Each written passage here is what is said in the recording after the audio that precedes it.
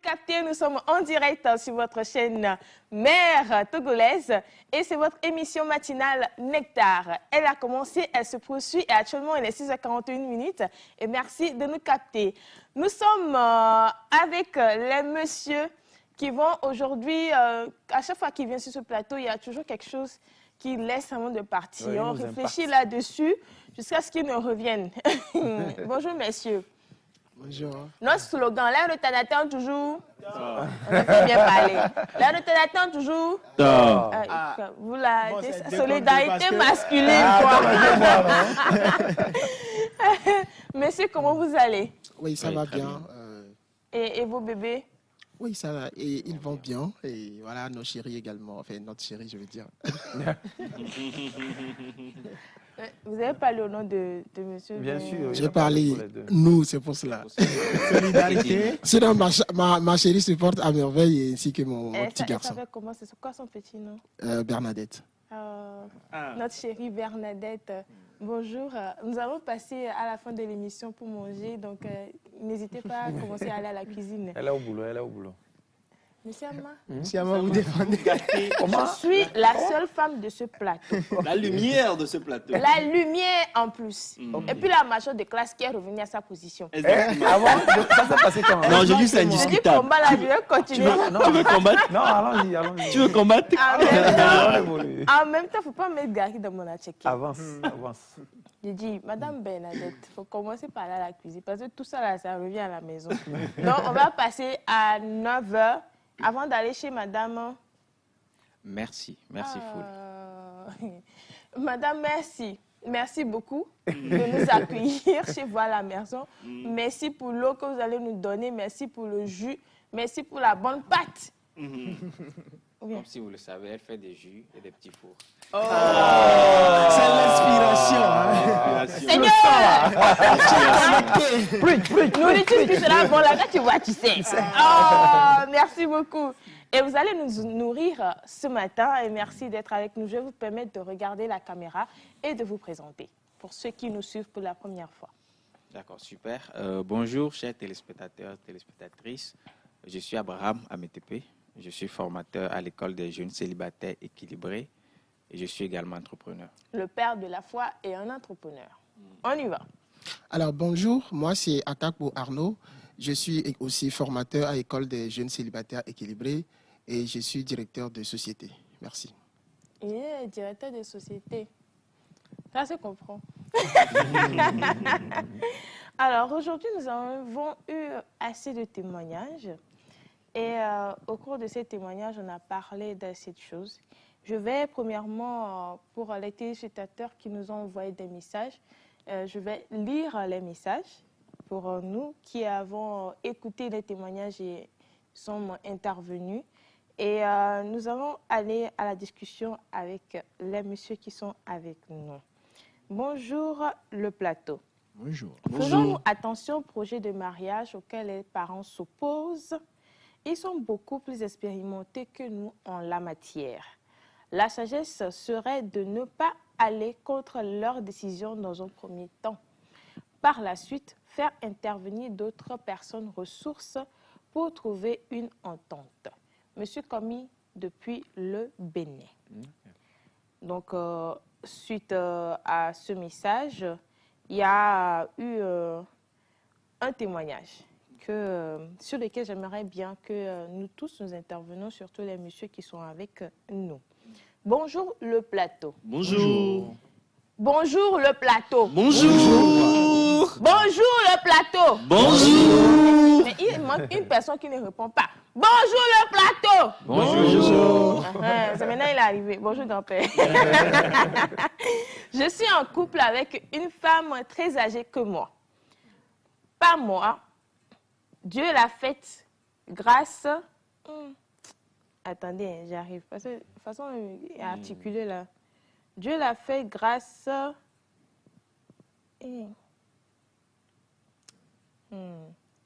Bon, quand même, je crois qu'elle a eu... elle veut encore avoir des jumeaux à 57 ans. Je commence par remarquer maintenant qu'elle a déjà des enfants.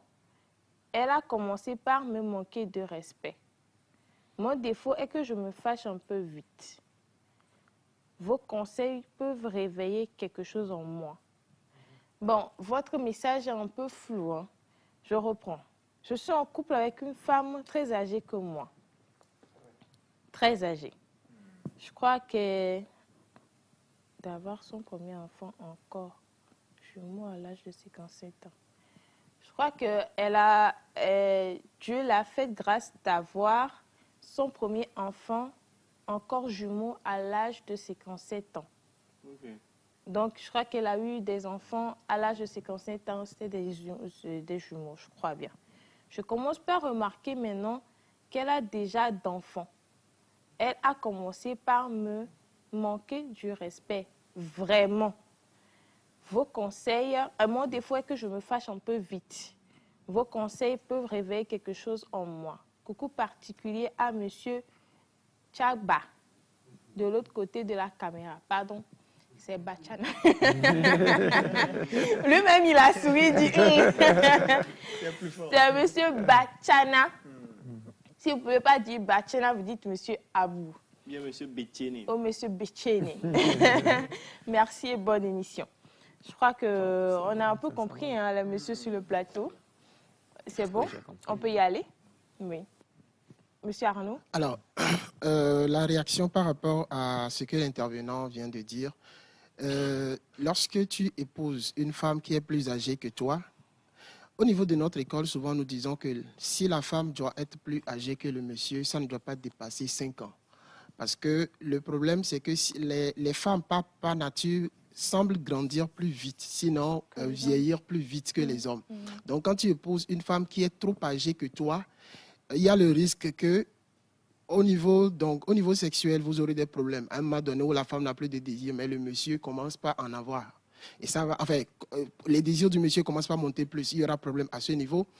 Ici, dans le cas d'espèce, il y a le problème de respect. Parce que la femme est plus âgée que toi.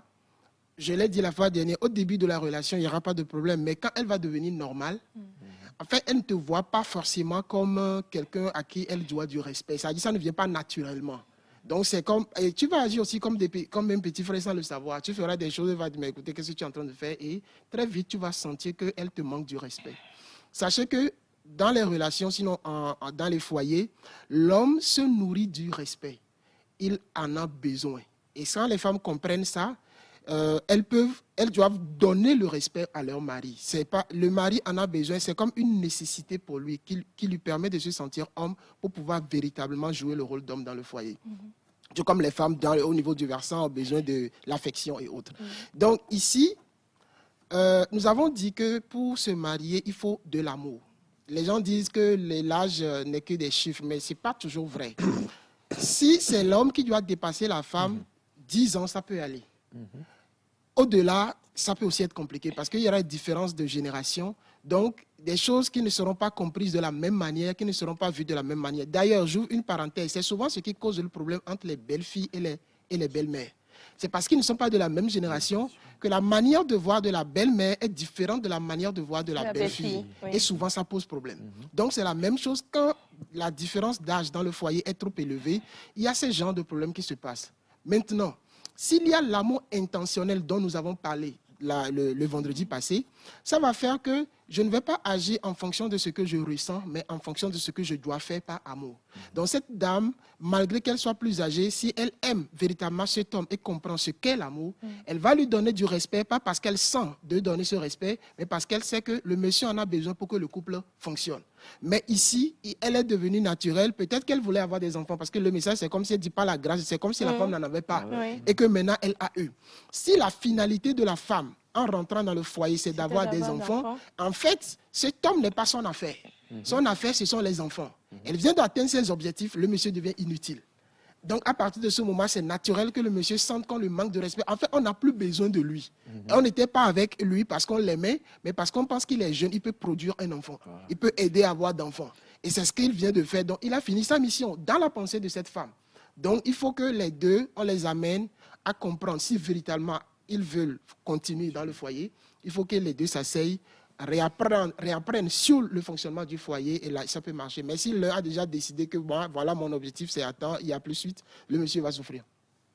Et le monsieur dit que son défaut, c'est qu'il se fâche vite aussi. Oui. Donc peut-être que, bon, il faudrait aussi... Oui, si le monsieur se fâche vite, lui, il a remarqué, c'est déjà bien, parce que ça veut dire qu'il peut travailler dessus. Maintenant, s'il se fâche vite, ça va faire que les réactions de la femme qui vont se révéler comme étant des manques de respect, il y aura ces réactions. Maintenant, on ne sait pas quand il se fâche, comment il réagit. Voilà. Parce que c'est en fonction de ces réactions, on va voir, ça peut rendre même très difficile la vie commune. Parce que si en se fâchant, il casse, il y a problème. Si en se fâchant, il tape, il y a problème. Mais il y a des gens qui se fâchent, ils quittent juste le lieu. Il y a des gens qui se fâchent, ils ne te diront rien. C'est eux-mêmes qui savent qu'ils se sont fâchés. Donc, en fonction maintenant de la manière dont il réagit quand il est fâché, il y a des gens qui se fâchent, vous n'allez plus parler pendant des mois, hein, parce qu'il est fâché. Alors qu'il y a d'autres, quand ils se fâchent, ils sont obligés de tout faire pour que la paix revienne. Quand il se fâche, lui-même, il va ruminer, il va tout faire pour pouvoir chercher des raisons pour te justifier sans que tu interviennes et va venir refaire la paix avec toi. Donc, en fonction de la manière dont il fonctionne, c'est là qu'on saura sa manière de se fâcher, là, quelles sont les incidences pour savoir quoi Comment faire. on fait pour les hommes qui se fâchent, qui ne disent rien, qui c'est mon- sortent, qui C'est mon ruminent? mangement, ça. Cela est lié au tempérament, C'est en mon fait. mangement, ça. C'est lui. Cela, je lève ça, madame, je ne sais pas s'il veut dire quelque chose. Oui, Sinon, se c'est vrai. fâcher sans parler, c'est lié au tempérament. Et généralement, les introvertis le font plus. Il y a vous savez qu'on prend les tempéraments, il y a les extravertis, les introvertis. Donc, la catégorie des introvertis, vous avez les mélancoliques et les flegmatiques. Surtout les mélancoliques, c'est des gens, quand vous leur faites quelque chose, d'abord, eux-mêmes, avant d'agir, ils réfléchissent beaucoup avant de poser un acte. Si bien que quand tu poses un acte envers eux, ils se disent que tu as très bien réfléchi avant d'agir. Donc, c'est des gens qui gardent facilement rancune. Sans rien te dire, il va garder ce que tu lui as fait là. Et il n'oublie pas. Voilà, ils ont aussi, qualité défaut, c'est que les mélancoliques n'oublient pas vite ce qu'on leur a fait. Tu lui as fait quelque chose, ça peut faire 20 ans, il va te dire l'habit que tu as porté au moment où tu as fait la chose, comment était l'environnement. Monsieur Wanda. Le climat avec qui il faisait. Et c'est comme ça aussi en relation. Quand ils te disent, quand un mélancolique te dit oui, je vais être avec toi, c'est que tu as gagné. Parce qu'ils sont loyaux. Comme ils réfléchissent beaucoup. Et maintenant, ce oui-là, tu ne l'obtiendras pas facilement. Parce qu'ils réfléchissent beaucoup avant de poser un acte. Ça Il y a fait les que mamans quand qui ils n'aiment finissent pas par donner poser tout l'acte, l'argent là aussi. Là. ils posent l'acte, Maman. c'est fini. Donc, quand on pose un acte négatif envers les mélancoliques, ils gardent rancune. Aïe. Il leur est difficile d'oublier ce qu'on leur a fait de mal. Donc, c'est comme ça qu'ils vont garder. Ils ne vont pas réagir forcément. Maintenant, on n'a pas qu'un seul tempérament dominant. On a les 4 tempéraments, nous les avons tous. Maintenant, c'est les dominants qui se manifestent. Donc, il peut avoir le tempérament mélancolique. Maintenant, c'est mélangé avec quel type de tempérament. Ça va déterminer sa réaction. Si c'est mélangé avec un tempérament colérique, extraverti, colérique, c'est eux, quand ils décident de faire quelque chose, eux, c'est la fin justifie les moyens. Quand ils ont un objectif à atteindre, on peut marcher sur tout le monde. L'essentiel, c'est d'atteindre l'objectif. S'il a ça, Quand tu pointes les gens du et c'est des stratèges aussi. S'il est mélanco et colérique, maintenant, il peut te rendre la monnaie d'échange, mais il prendra tout son temps pour définir la stratégie. Quand il le lance, tu seras à terre. Ça, c'est J'ai dit, ça se mange froid. je connais mon équipe. Vous venez de me définir. Oh, monsieur Vignon. Avec Comment vous quelques allez? légèretés, avec quelques Comment vous allez, modifications. monsieur Vignon? Avec quelques modifications. Mais vous m'avez défini en grande classe. Il faut venir à l'école pour apprendre. On doit cacher ça, c'est pas une qualité. C'est justement la raison pour laquelle, à l'école des jeunes célibataires équilibrés, nous faisons un test de tempérament aux gens. Parce qu'il y a des relations qui se cassent par méconnaissance des tempéraments. Les gens ne savent pas comment se comportent avec tel type de personne. Donc, et des gens qui vont d'une relation qui a raté. partie du test ici. Non, c'est un test électronique. On envoie aux gens, tu renseignes et après tu cliques Vous et tu n'avez as pas des quelques résultats qui questionnements sortent. en tête par exemple? Non, Oh. ça ne serait pas. Ça aurait, ça aurait été, des- vraiment, pas ça aurait fiable. été vraiment doux. Hein? On va découvrir des choses.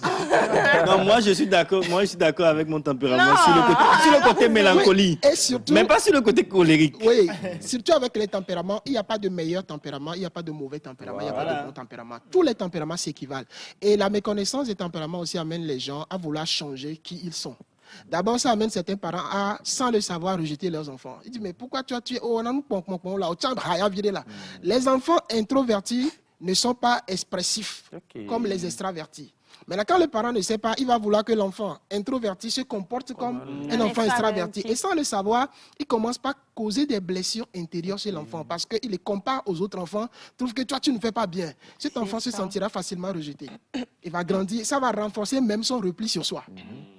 Alors qu'il y a d'autres enfants, on dit, mais tu es trop turbulent là, tout le temps, tu ne fais, sois calme comme l'autre. Il est extraverti, il peut être calme comme l'autre. Ça crée aussi On des est avec blessures. ça crée des blessures. On est avec les tempéraments, on grandit avec les tempéraments, on meurt avec les tempéraments. Les tempéraments ne changent pas. Le caractère va changer, les comportements vont changer, mais le tempérament sera un élément structurant qui sera à la base de... Parce que le caractère et tout ça là, c'est les éléments acquis. Les informations, l'environnement, tout ça là. Mais le tempérament, on est avec, donc il est structurant à la base. Donc tu peux l'amener, un introverti a commencé par parler parce que tu le mets, il y a là, oratoire, tout ça là. Il va commencer par parler, mais quand tu l'observes bien, tu verras qu'il est toujours dans son calme là, malgré que voilà, le tempérament même ne va pas quitter. Tu amènes un extraverti, tu le mets dans des conditions où il faut forcément se taire. Vous allez voir, il va faire l'effort. Mais quand l'occasion vient, il ne sait pas quand est-ce qu'il est en train de parler. C'est automatique. C'est automatique. Et vous allez voir sur ce plateau, généralement, je prends très vite la parole et je parle beaucoup. Parce que je suis extraverti. Il faut se reconnaître. Alors, j'aimerais Si vous bien... permettez, oui, s'il vous plaît, par monsieur rapport à la Abba. question Je du- crois que extraverti, introverti. C'est clair, depuis un moment. Alors, par rapport à la question du monsieur, Oui. il y a aussi quelque chose qui arrive dans le couple que le monsieur doit savoir. Quand les femmes arrivent à avoir d'enfants, sans faire exprès, elles transposent toute l'attention sur l'enfant. Mais comment faire pour ne pas le faire ainsi? C'est ça la question. Oui, là, il va falloir maintenant enseigner à la femme comment ça se passe pour que le monsieur ne se sente plus vraiment Lésé. mis à l'écart et lésé et qu'elle puisse s'entretenir avec le monsieur, prendre soin de l'enfant et prendre soin également du monsieur. Donc, le monsieur doit comprendre que ça peut être À la un cas base. pareil, voilà, par rapport au comportement de la femme. Vous comprenez, Et monsieur le Abba? plus important, c'est de discuter avec la femme et mettre les choses au clair. Et les messieurs qui donnent toute l'attention aux enfants et puis ils laissent les femmes. Ce que Abraham est en train de dire, c'est très fondamental. Ce n'est pas fait exprès par les femmes. Mais quand la femme met au monde Pardon, un les enfant... hommes aussi. Oui, pour les hommes, on y revient. Pour les femmes, c'est instinctif. Une fois que la femme met au monde un enfant, tout son amour et toute son attention se tourne vers l'enfant. Dans sa tête, elle se dit, toi tu es grand, tu comprendras. C'est-à-dire, parlant du mari. Mais les maris ne comprennent pas et on ne va pas comprendre. Jamais. C'est pourquoi il y a des gens qui... Vous refusez de comprendre, soyez calme. C'est vous qui portez pendant 9 mois. Soyez calme. On ne va pas Ah, quand comprendre. même, non, c'est avoir nous. l'équilibre. C'est nous qui donnons et puis... Non, attendez, vous donnez, non. compris. Vous avez donné, c'est dans notre ventre, ça grandit. Donc, on a une connexion directe avec l'enfant. Comprenez au moins. Vous êtes un contre 6. Donc, ça pose véritablement un problème dans beaucoup de foyers, surtout si les hommes ne sont pas préparés à cette réalité et tombent dedans. Ça déconcerte. Parfois, tu auras l'impression même que ta femme ne t'aime pas et que, en fait, elle te voulait juste pour l'enfant. Mais elle ne le fait pas exprès. Désolée. C'est cet instinct maternel-là qui fait que tout le temps, elle est au petit soin. Elle sera tellement au petit soin de l'enfant que quand toi tu viens, elle te dit qu'elle est épuisée. Mais malgré qu'elle te dit qu'elle est épuisée, là, si l'enfant pleure, elle va se réveiller. Mais si c'est toi, elle va te dire non, je suis fatiguée. Donc, tu auras l'impression que ta femme ne t'aime plus. Tu auras l'impression qu'elle t'a trompé, qu'elle voulait juste avoir d'enfants. On sent du vécu, hein. Oui, ça, je l'ai vécu. Mais on sent du vécu, monsieur. Oui. Arnaud. Justement, je l'ai vécu. Et On a vu vous pour en avez- parler. comment vous avez fait? Parce qu'il y a assez d'hommes qui doivent être en train de passer par ce cap-là. Effectivement. Et la question est de savoir comment est-ce que vous avez fait pour surmonter. Aujourd'hui, vous n'allez pas seulement être coach, mais vous allez être aussi intervenant sur le plateau. Et il faut donner les astuces parce qu'il y a des gens qui nous suivent et qui en ont besoin. Oui, la première chose, c'est la communication. D'abord, il faut avoir l'information avant d'arriver là. C'est-à-dire, il faut avoir l'information avant même que l'enfant ne naisse. Le couple doit avoir l'information que, à la naissance, on explique à la femme qu'à la naissance, tu auras cette tendance naturelle à t'occuper plus de l'enfant que de ton mari. Donc, quand ça va arriver, sache que le mari aussi a besoin d'attention. Donc, essaie de répartir. Donc, quand le mari va faire la remarque au moment où ils ont déjà l'enfant, la femme sait que on a déjà attiré mon attention sur ça. Donc, elle commence par jouer maintenant le jeu intentionnellement pour que le mari ne se sente pas. Maintenant, toujours avant d'avoir l'enfant, on explique au mari que ta femme t'aime, mais instinctivement, après la naissance de l'enfant, aura tendance à plus se concentrer sur l'enfant. Pour que le mari, quand ça arrive, ne se sente pas frustré, comprenne que la femme ne le fait pas parce qu'elle ne l'aime pas, mais parce qu'il y a un instinct maternel qui le produit. Maintenant que les deux auraient compris ça avant que le moment n'arrive, maintenant c'est intentionnellement avec leur amour intentionnel là qu'ils essaient maintenant de doser pour savoir gérer ensemble. Parfois, si tu vois la femme trop proche de l'enfant, il suffit de prendre soin de l'enfant, elle sera à côté de toi. Des stratégies. Les hommes. Approche-toi de l'objet d'attention. Attends, il faut bien zoomer sur moi. Monsieur Kwacha, zoom bien. Que ça, zoom, viens encore. Approchez-vous. Zoomez fort. Maintenant, merci. Ouais. Cher monsieur, si vous nous suivez actuellement, vous êtes sur l'émission Nectar. Il faut prendre soin des enfants, comme ça les femmes vont s'approcher de vous. C'est le message. C'est très clair. C'est très clair. Donc, grand-père, il faut prendre soin de moi, comme ça, grand-mère. D'accord. Le souci aussi aujourd'hui, il y a, comment dire, ces moments d'intimité qu'on doit créer avec les maris, les partenaires, mais on ne sait pas le thème vocal, bien je vais dire, comment dire, il y a un mot spécifique pour ça. Le point culminant, il y a des gens qui sont, tu les offres des cadeaux, il y a d'autres, ce sont des moments de qualité. Ouais, c'est ça le mot. Merci de nous l'avoir prêté. Les langages d'amour. J'aimerais bien qu'on en parle aujourd'hui, parce qu'il y a des gens qui sont certes mariés, mais qui ne connaissent pas le langage d'amour de leur partenaire. Je crois qu'il y en a assez, je crois que 5, un truc comme ça. Ouais. Donc, et en parlons-en. Et puis, donnons bien les définitions. Comme ça, tout le monde va retrouver son partenaire dans tout ce qu'on dira. Monsieur Abraham. D'accord, super. Alors, on avait dit dans les émissions précédentes, à une étape de la relation ou bien dans le mariage, le feeling, les sentiments disparaissent sans vous avertir. Ils viennent même sans vous avertir, donc ils disparaissent sans vous avertir. Donc, la seule façon d'entretenir la flamme de l'amour sur la durée, c'est de parler le langage d'amour. Qu'est-ce qu'un langage d'amour? C'est des faits, des gestes, des actions qui démontrent à l'autre que je l'aime. Alors, je donne un exemple très simple. Pour quelqu'un qui aime les cadeaux, vous allez voir cette personne, sa façon d'exprimer de l'amour envers les autres, c'est de leur apporter des petits cadeaux. Qu'importe la valeur, l'essentiel, c'est qu'il y ait un cadeau. Voilà. Donc, pour cette personne, si vous ne lui faites pas de cadeau, elle ne se sentira pas aimée. La personne qui fait de cadeaux, si vous ne lui faites pas de cadeau, voilà, elle ne se sentira pas aimée. Parce que mon langage d'amour, c'est ce que j'aurais tendance à parler tout le temps envers les autres. C'est ton langage d'amour. Je t'ai ramené un cadeau demain. Vous voyez, donc mon langage d'amour, c'est ce que j'aurais tendance à parler envers les autres tout le temps. Donc, ma conjointe doit détecter cela et la parler envers moi tout le temps. Ça fera que je me sentirai aimé. Et moi aussi, je ferai l'effort de détecter son langage d'amour et je lui parlerai tout le temps et elle se sentira aimée. Ça, c'est le premier langage d'amour. Voilà. Faire des cadeaux. Donc, si votre partenaire aime vous faire des cadeaux, sachez que c'est son langage d'amour. Donc, n'hésitez pas, même si c'est une fleur, même si c'est, je ne sais pas, comment dire, un bonbon, montre, même un petit bonbon. Tout ça, avec un mot doux à la fin, comme à l'ancienne, ça le fait, quoi. Ok. Leçon numéro 1, oui. Alors, la deuxième, c'est les paroles valorisantes. Vous allez voir pour certaines personnes, ah, tu es jolie, tu es belle, tu es bien dressée, tu t'es bien habillée, ah, ta coiffure te va très bien, ton look aujourd'hui, c'est super. Il faut savoir que cette personne, son langage d'amour, c'est les paroles valorisantes. Et pour que cette personne se sente aimée, il va falloir lui parler. Tu peux lui faire tant de cadeaux, tu peux lui faire autre chose, mais s'il n'y a pas de paroles pour le féliciter, l'encourager, le plébisciter, elle ne se sentira pas vraiment aimée.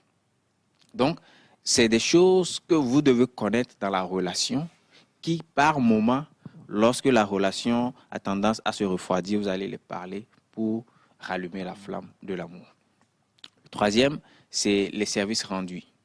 Pour certaines personnes, ils t'appellent, ah, tu as quoi, je peux venir t'aider, est-ce que tu as quelque chose que je peux faire pour toi? Il faut savoir que cette personne, son langage d'amour, c'est les services rendus.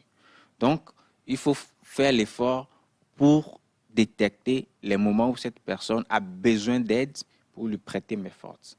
Et là, elle se sentira vraiment aimée. Leçon 2 et leçon 3. Leçon 2, si vous suivez bien. Les paroles valorisantes. Et leçon 3, service rendu. Donc, messieurs et dames, paroles valorisantes. Monsieur, tu es beau ce matin. Oh Seigneur, c'est moi chérie ça. Oh, si tu sors, tu vas fêter. Non, je vais t'accompagner moi-même au travail. Il y a des choses comme ça, Voilà. ça fait du... Comme Madame Bernadette. Chérie, matin tu es habillée, tu vas à la télé, les filles vont te voir. Matin. Ça, il y a des trucs comme ça, grand-père. C'est comme ça, quand je viens, je vois grand-père trop bien habillé. J'ai envie de me donner autre chose pour qu'il porte. C'est quand j'ai dit, grand-père, cognac au matin. Le message qu'on va recevoir, c'est ma monnaie. Donc, admiration, grand-père. Donc, ça, c'est la deuxième leçon, les paroles valorisantes. Numéro 3, les services rendus. Mesdames, quand monsieur revient du boulot, bon, je ne sais pas, s'ils sont en train de travailler, juste le fait de dire, chérie, tu sais que je peux t'aider, ou soit s'ils sont en train de, d'arroser le gazon, des trucs comme ça, je crois qu'il faut, c'est le moment de faire des gestes. Monsieur, si madame est en train de cuisiner, faut pas être juste là pour manger. Ou bien, est-ce qu'il a menti? Non. Des fois, il faut aller, même s'il faut couper l'oignon, faire semblant de pleurer, il faut le faire. Merci beaucoup. Et la plupart du temps, toutes les femmes presque ont ce langage d'amour, les services rendus. Parce que dans le foyer, il y a beaucoup de choses à faire. Et elles se sentent beaucoup plus aimées quand le monsieur, le soir, au retour du boulot, est avec elle, fait telle chose, et ensemble, ils finissent la journée et puis ils s'endorment. Toutes les femmes presque aiment ce langage d'amour-là. Alors, le quatrième, c'est les temps de qualité. Des personnes qui sont souvent disponibles pour parler avec toi, discuter avec toi sur des sujets qui t'intéressent. Ces personnes, leur langage d'amour, c'est des temps de qualité. Donc, si vous avez quelqu'un de ce genre dans votre vie, le plus important pour ces personnes, pour se sentir aimé, c'est de passer du temps avec eux. Les soirs au retour du boulot, prendre du temps pour s'asseoir. Comment a été ta journée? Quels sont les challenges que tu as eu à faire face au cours de la journée? Quels sont tes projets? Quel est le niveau de réalisation de ton projet? Bref, les sujets qui intéressent la personne, vous les prenez et vous discutez avec cette personne-là. Vous verrez qu'elle sera fan de vous. Elle sera vraiment amoureuse de vous. Pourquoi? Parce que vous répondez à son langage d'amour, vous lui accordez du temps et vous parlez avec lui tout le temps et elle se sent aimée ainsi. J'attends que vous finissiez avec tout pour que je vous donne chacun. D'accord, super. Et le dernier, c'est le toucher, le contact physique. Vous allez voir certaines personnes, quand vous rentrez quelque part, le fait de te dire bonjour, il viendra te tapoter sur les épaules. Bonjour, comment tu vas? Ou bien te serrer la main. Ou à la fin, juste, il te fait un petit accolade et ainsi de suite. Donc, ces personnes, pour se sentir aimées ou bien pour exprimer leur amour, le contact physique est vraiment important. Il ne faut pas parler de moi, studio. Pourquoi Monsieur Wanda rit comme ça? Monsieur Wanda, vous aimez le toucher, hein? Oui, j'aime le toucher. Monsieur Vigneault, calmez vos ardeurs. Donc, le contact physique est vraiment important. Se promener, main dans la main, se faire des petits bisous, ainsi de suite. Bref, l'essentiel, c'est qu'il y ait contact corps et corps. Donc, c'est leur langage d'amour. Et si vous arrivez à détecter ce langage et à leur parler, vous verrez qu'ils seront toujours disponibles pour vous et vous aimer. D'accord. Donc, voilà les 5 langages que nous avons. En récapitulatif, les élèves, premier langage. Moi, je pense que celui qui me concerne, c'est le service rendu. Non, attendez, j'ai dit premier langage. Offrir des cadeaux. Des cadeaux. C'est qui? Bachana. Oui, Bachana, oui. Oui, il offre des cadeaux. Oui, beaucoup de cadeaux. Second. Paroles valorisantes. C'est qui? Monsieur Wanda, il se reconnaît. Numéro 3. Service rendu. Ça, c'est moi. Ça c'est clair, quoi, Monsieur Vigneault. Numéro 4. Le temps de qualité, les moments privilégiés. Ah, ça, c'est bien. Monsieur Ama? Oui, monsieur Ama. Quoi, tu m'as Monsieur déjà vu Ama? en train de passer. Plus c'est monsieur Jacques Eklou que moi j'ai vu. Oui, monsieur Jacques également. Eklou avec Madame Sandy, oui. De qualité, Oui, c'est vrai. 5. Le toucher. Contact physique.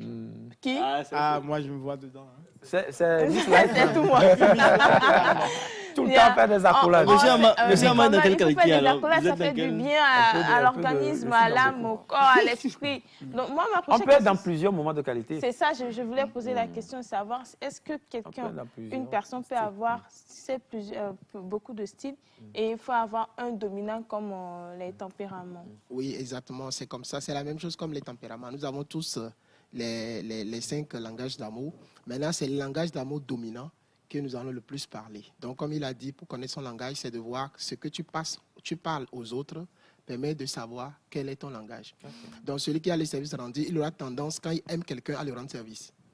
Maintenant, dans les relations, quand est-ce que le problème se passe? Quand vous n'avez pas les mêmes langages d'amour, ça devient compliqué. Et cette question de langage est très, très, très importante parce qu'il y a des couples qui sont brisés à cause de la méconnaissance de ceci. Je vais vous donner un exemple. Ce n'est pas pour justifier l'adultère, mais vous allez voir un monsieur qui épouse une femme et le monsieur a les moyens, la femme, il lui fait tout. Des cadeaux par-ci, mais le monsieur est entre 2 avions. Il voyage tout le temps et chaque temps, c'est des cadeaux qu'il envoie à la dame. Et il sera surpris de voir la dame le tromper avec le gardien. Et quand les gens apprennent ça, ils disent, mais attends, qu'est-ce qu'on peut faire à une femme pour la satisfaire? Tout ce que je lui ai fait. En fait, qu'est-ce qui se passe? Tu peux voir que cette femme a comme langage les temps de qualité. Mais le gardien, c'est lui qui donne le temps de qualité.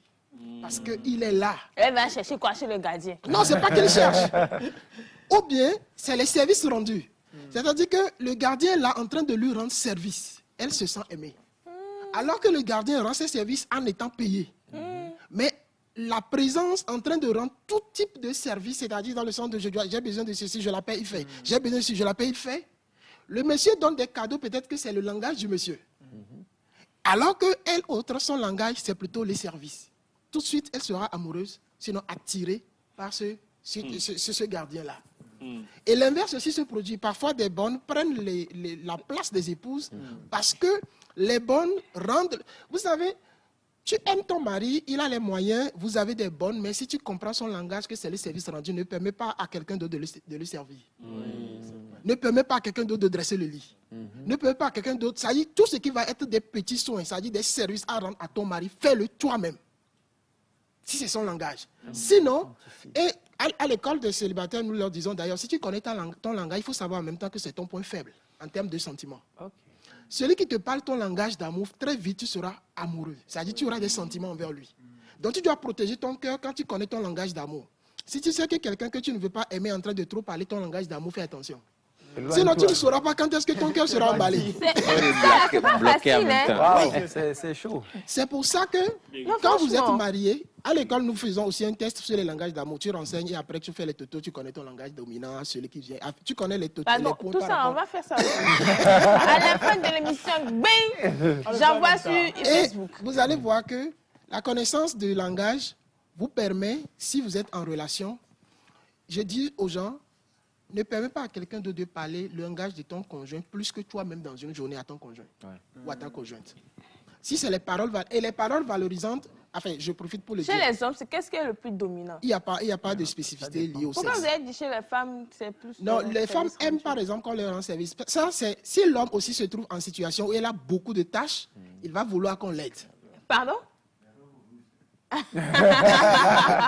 Il va vouloir qu'on l'aide. Maintenant, il faut préciser aussi ceci sur les langages, c'est que ce qui est ton langage, c'est en même temps ce sur quoi tu es très sensible quand on fait son opposé. Par exemple, celui qui est parole valorisante, quand on l'insulte, ça lui fait plus mal que si tu le tapes. Parce que lui, il est sensible aux paroles. De la même manière, celui qui a, par exemple, le toucher physique, quand tu tapes quelqu'un chez lui, ça le traumatise. Alors que celui qui n'a pas ça, ça lui dit rien. Donc il faut savoir qu'en même temps, ce qui est le langage de la personne, quand tu fais son opposé, lui, il est plus touché que celui qui n'a pas ce langage-là. Je comprends beaucoup de dames qui amènent les enfants à l'hôpital et quand on est en train de nettoyer les plaies des enfants, ils disent « Ah, Donc, la connaissance de vos langages d'amour vous aide à entretenir la flamme de la relation. Et ça se fait intentionnellement. Quand vous êtes ensemble, vous allez voir que si vous avez les mêmes langages, c'est des couples qui semblent aller très loin, mais ils ne se font pas profondément. Pourquoi? Parce que si vous avez les mêmes langages, vous ne faites pas d'effort pour parler le langage de l'autre. Puisque quand nous faisons le cours, nous terminons, les gens disent, bon, si c'est ça, quelle est la bonne combinaison? Nous leur disons qu'il n'y en a pas. Toutes les combinaisons sont possibles. Alors, regardez, si la personne parle, vous parlez les mêmes langages, votre relation va partir très vite en flèche, mais il n'ira pas en profondeur. Pourquoi? Involontairement, tu vas parler son langage. Il va parler ton langage. Tu te sentiras tellement aimé, tu te sentiras complice et uni avec cette personne. Oh, l'amour, j'ai parlé la fois de l'une des décisions. Le versant, c'est sacrifice.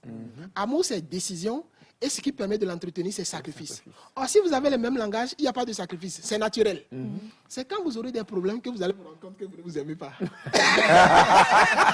Ça, c'est vrai. C'est vrai. Alors que ceux qui n'ont pas le même langage, ce n'est pas automatique. Donc, ils sont obligés maintenant d'utiliser l'amour intentionnel pour apprendre à parler le langage de l'autre. Parce que quand tu parles le langage de l'autre qui n'est pas ton langage, tu ne ressens aucune émotion. Et ça t'étonnerait que ça touche l'autre. Voilà. Mais ça va le toucher. C'est ça. Et c'est comme ça que lui aussi va le faire. Ben, il aura tendance à croire que ça ne te fait rien. Mais ça te fera grand-chose parce que toi, c'est ton langage. Mais à force de le faire, j'ai remarqué par expérience que, à force même de parler le langage de l'autre qui n'est pas ton langage, ça commence par éveiller ce langage-là chez toi-même. Moi, je n'avais pas le toucher physique qui est le langage de ma femme. Mais à force de vouloir lui parler, ça, et ça avait posé problème d'ailleurs quand on était en relation parce que... Excusez, je vais aller faire un cadeau à mon... Parce que, actuellement... Je ne me rappelle pas la dernière fois que je lui ai fait un cadeau. Compère, tu sais que je t'adore beaucoup et que chaque matin, tu me fais du bon thé. Donc, l'eau là, c'est pour toi. Je t'adore. L'eau, c'est la vie. Oui, tu me donnes la vie. Et la paix. Merci. Merci beaucoup. Donc, j'ai fait ma part. Donc, j'attends ma part. Ah bon? Mais quand même. C'est stratégique, hein? Je t'en prie. Et s'il faut parler d'astuces, Oui. vous savez... Vous étiez sur un point culminant, là, vous parliez de votre femme. Que... Non. On est concentré. C'était là où vous devriez aller. Parce que moi, je vous suis. Il y a des gens, vous êtes mariés, mais il y a des gens qui regardent votre femme. Non, même pas. C'est pas dans ce sens-là. Dans le sens de l'édification. En fait, il était sur le point de dire quelque chose de Oui, très important. allez-y. D'accord. Non, faut pas dire pour votre femme. Faut dire pour quelqu'un d'autre. En fait, j'étais en train de donner ça de témoignage parce que ma femme a comme langage le toucher physique. Vous savez, nous, dans notre école, nous sommes, on ne va pas dire carré, mais nous voulons le respect des règles. Nous n'encourageons pas la sexualité avant le mariage. Parce que nous ne voulons pas régler les problèmes après. Quand on va nous amener les problèmes après, nous savons que la base a été faussée ici. Donc, quand vous êtes en train de cheminer, on va vous donner aussi des astuces. Si vous optez pour notre manière de voir, c'est-à-dire ne pas pratiquer le sexe, mais être dans la relation pour aller jusqu'au mariage, si vous optez pour cela avec nous, on vous donne des conseils pratiques. Donc, dans ces conseils, quand vous vous touchez trop, alors que vous êtes en fiançailles, vous êtes en relation, vous allez finir facilement au sexe. Mais si le langage de la personne, c'est le toucher physique, ça pose problème. Donc, au début, ma femme disait que je ne l'aime pas. Elle est partie même dire à une maman pasteur qui nous suivait que je ne l'aime pas. Pourquoi? Parce que elle voudrait que je lui fasse des câlins, accolades et tout ça. Mais moi, je ne suis pas dans ça. Vous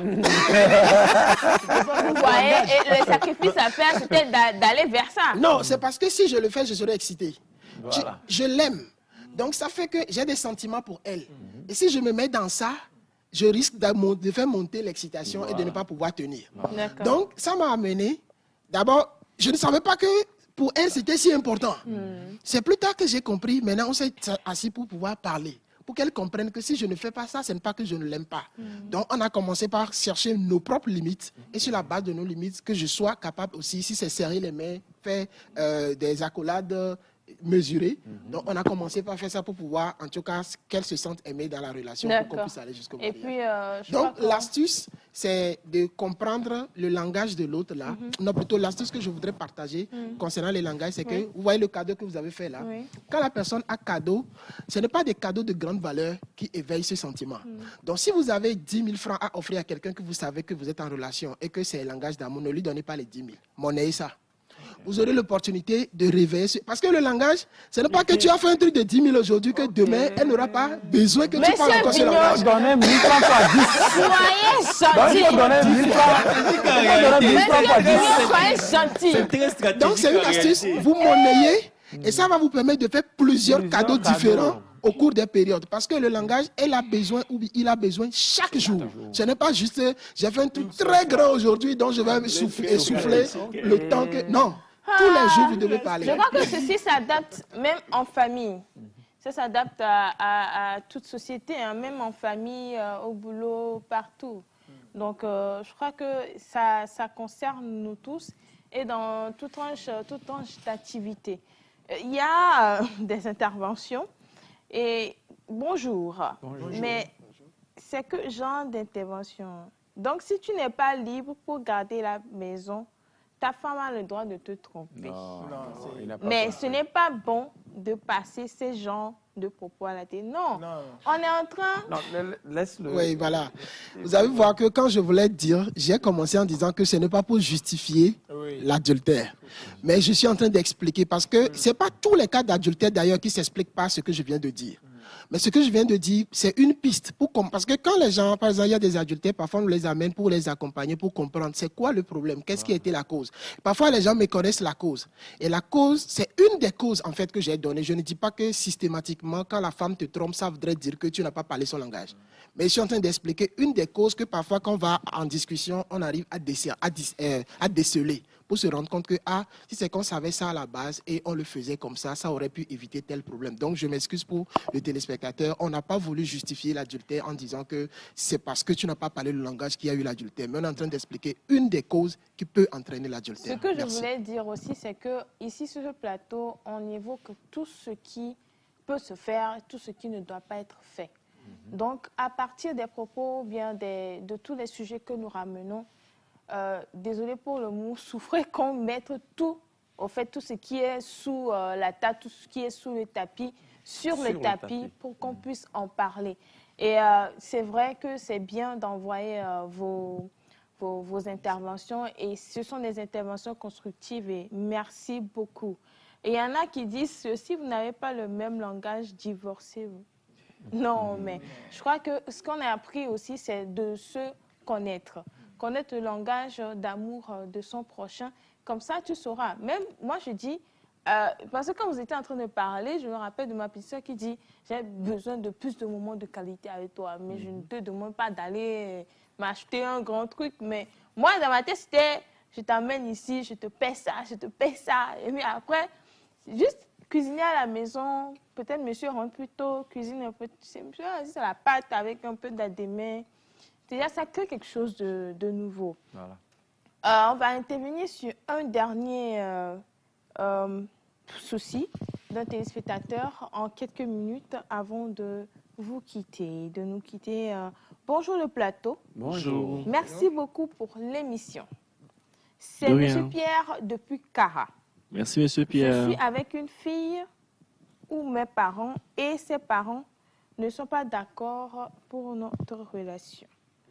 Je peux abandonner la relation ou continuer cette relation? Alors, je peux répondre? Monsieur Abraham a commencé. D'accord, super. Alors, merci pour la question. La première des choses à savoir, c'est pourquoi les parents ne sont pas d'accord. C'est la première raison qu'il doit chercher à connaître.